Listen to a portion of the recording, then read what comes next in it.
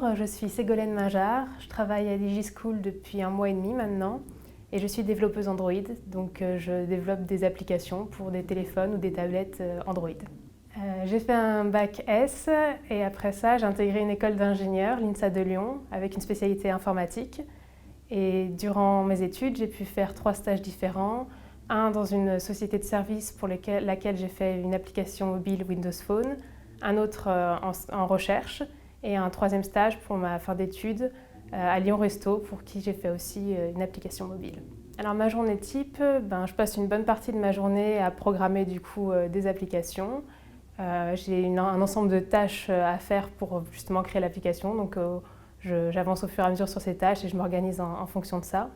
Et puis on a des petites réunions de projet avec le chef de projet, les autres personnes qui sont sur l'application pour voir comment on avance, les problèmes qu'on a rencontrés et être sûr que tout va bien et s'entraider. Alors moi j'ai choisi de faire développeuse Android parce que j'aimais beaucoup le côté qui bougeait beaucoup du développement informatique en fait, où il y a tout le temps des nouveautés, des nouvelles choses à apprendre, il faut rester à jour. Et parfois il y a des choses qui ne marchent pas, mais on insiste, on s'arrache un peu les cheveux, puis après ça se met à marcher, ça c'est génial. Donc c'est pour ça que j'ai voulu faire ça de base.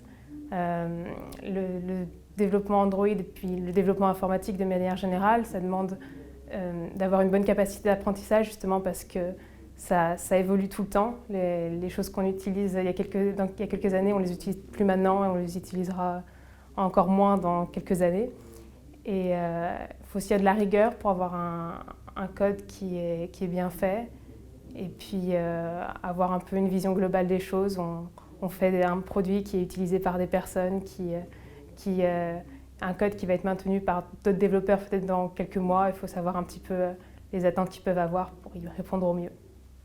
Donc voilà, j'espère que ça vous a donné un peu une idée de ce que ça peut être développeur Android, que ça vous a donné un petit peu envie.